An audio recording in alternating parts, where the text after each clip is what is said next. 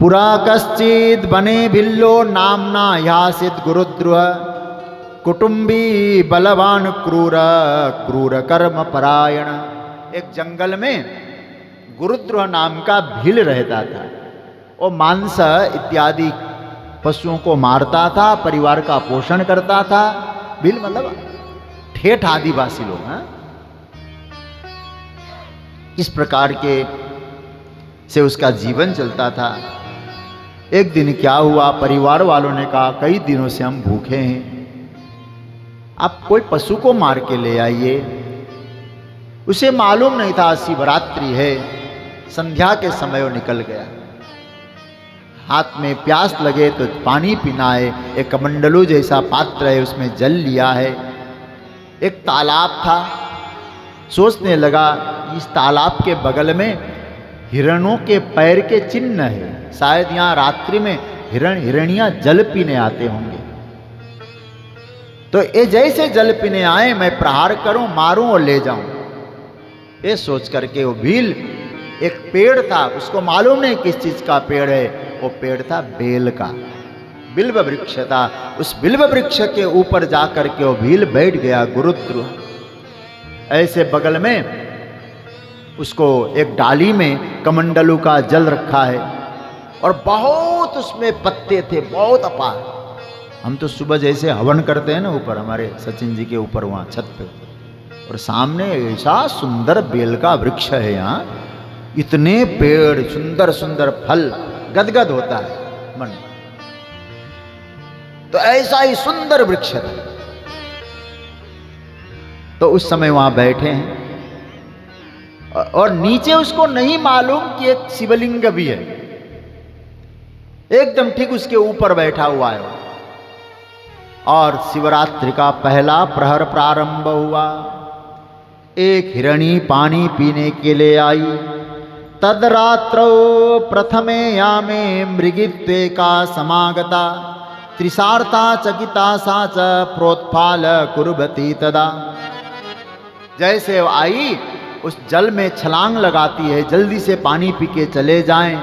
तब तक महाराज वो भी, ओह अब मेरा शिकार आ गया, ऐसा विचार करके हाथ में धनुष बाण लेता है और जरा हलचल होता है। उसके डाली डाली हिलती है, कमंडलू हिलता है तो उसमें से कुछ पानी गिरता है और सीधा जल उस शिवलिंग के ऊपर पड़ता है।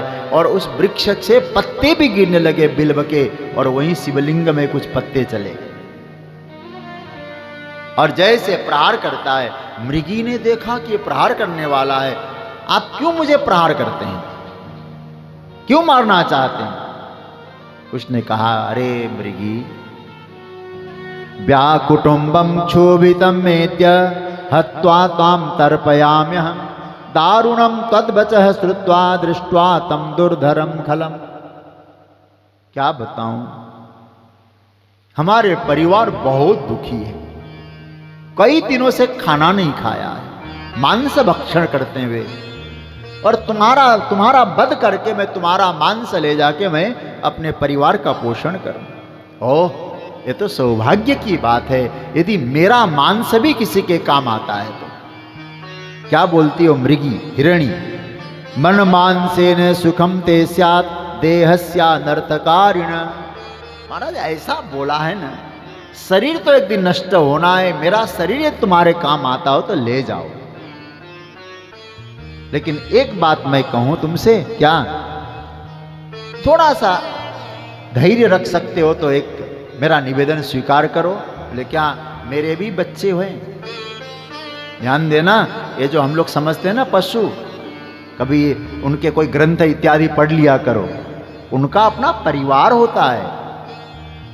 ऐसे ऐसे ग्रंथ हमने कई बार देखे हैं, जैसे हम लोगों में होता है ना, वैसे ही उनका भी होता है। इस प्रकार से परिवार होता है, परिवार से प्रेम होता है।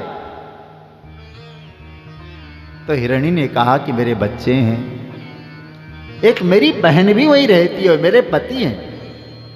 अब मैं निकली हूं तो उनको, क्योंकि बारी बारी से हम लोग कभी कभी आते हैं, मैं प्यासी थी, पानी पीने आई, मैं जाके कह के आऊंगी।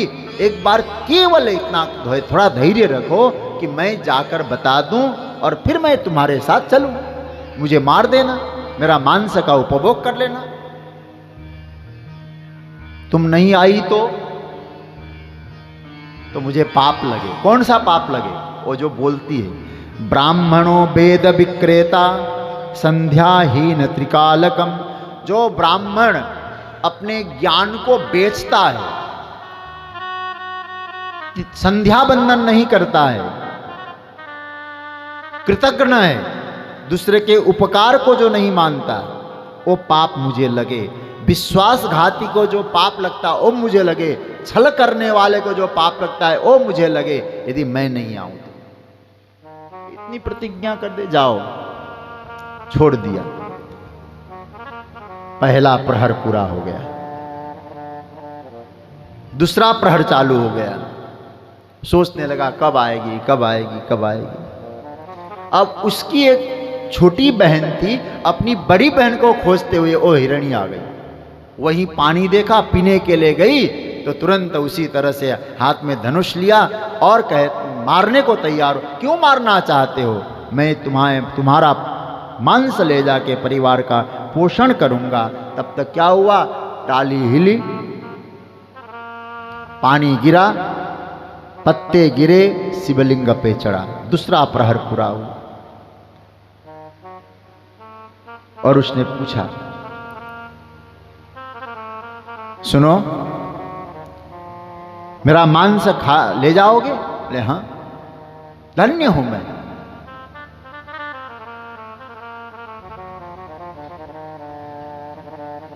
और महाराज, मैं मेरी बहन के संतानों का देखभाल कर रही थी।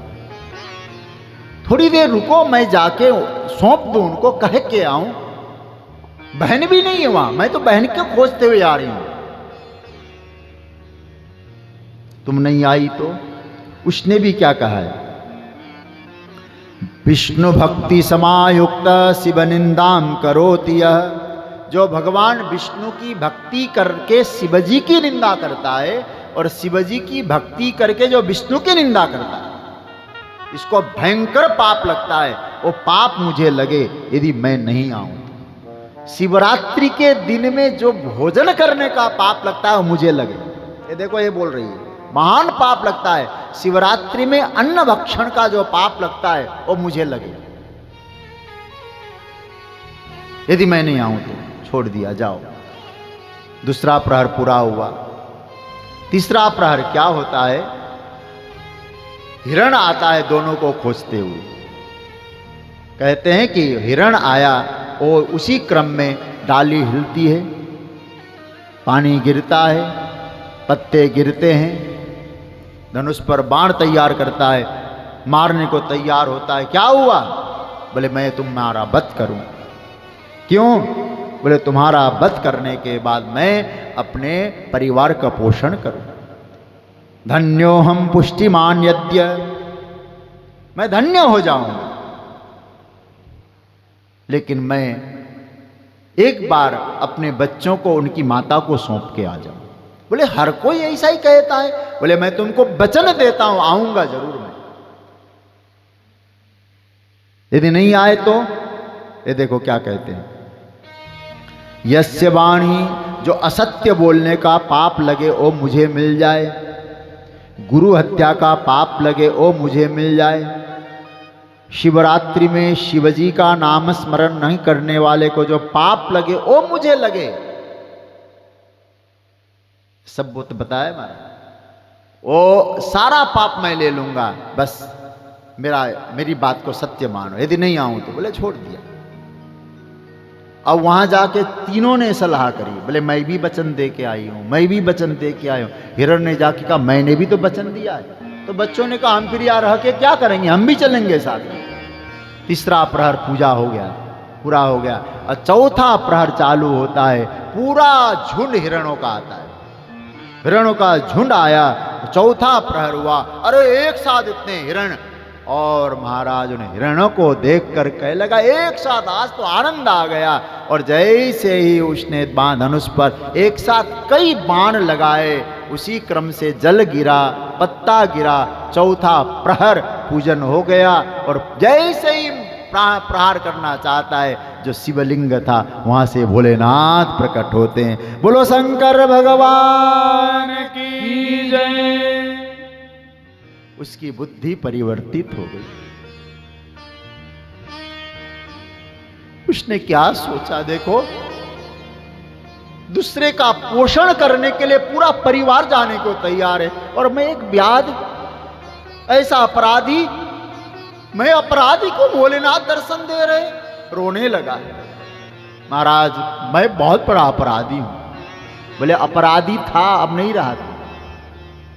क्या हुआ, तूने आज शिवरात्रि है, चारों प्रहर की पूजा तुमने कर ली। बोले महाराज मैंने तो नहीं की। बोले यहाँ शिवलिंग है, किसी महात्मा के द्वारा स्थापित है, और शिवलिंग में हर प्रहर की पूजा हुई। जब जब प्रहर प्रारंभ होता था उस समय तुम्हारे ऊपर से जल गिरता था, पत्ते गिरते थे। उस पूजा मैंने स्वीकार कर लिया है, चाहे भाव से करो बिना भाव से करो, मैंने तो स्वीकार कर लिया है। जब पूजा हुई है तो दर्शन मुझे देना था, मैं तुझे दर्शन देने आया हूं। पश्चाताप होता है इसको, मैं तुझे क्या दूं, बोलो। बोल नहीं पा रहा। क्या कहता है, पपात शिव पादाग्रे सर्वम प्राप्तम इति ब्रुवन्। आंखों में आंसू भर करके कहता है, मुझे क्या नहीं मिला महाराज। एक व्याध, दूसरे का वध करने वाला, ऐसा दुष्ट व्यक्ति को भी आप दर्शन दे रहे हैं, अब भी मुझे कुछ चाहिए क्या?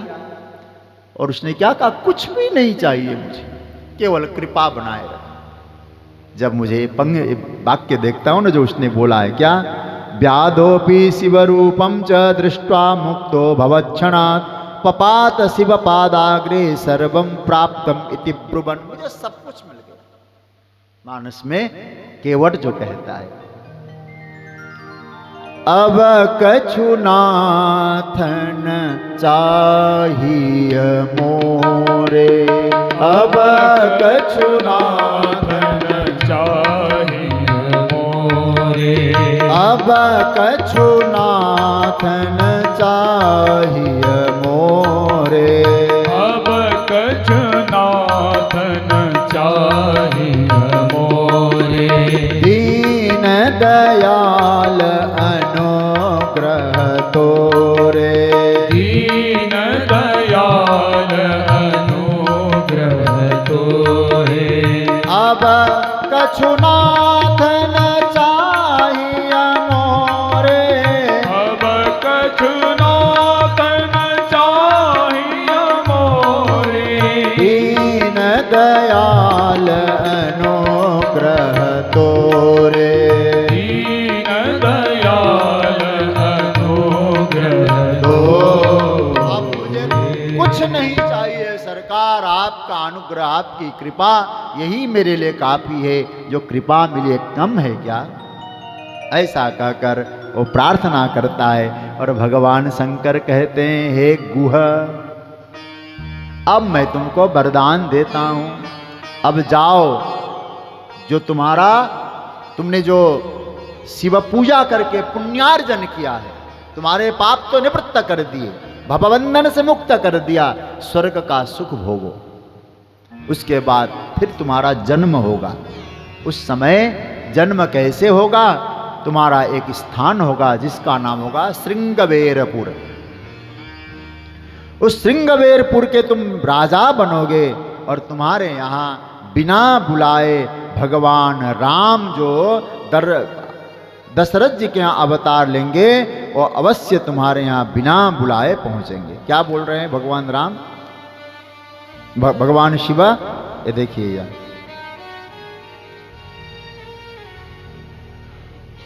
बिना बुलाए तुम्हारे यहाँ आएंगे, अपार कीर्ति तुम्हारी फैलेगी, और तुम्हारी स्थिति क्या होगी उसका वर्णन कर रहे हैं। शिव जी क्या वचन है, श्रृणुव्यादात भोगान स्वम भुंक्ष दिव्यान यथेप्सितान राजधानीम समाश्रित्य श्रृंगवेरपुरे पराम।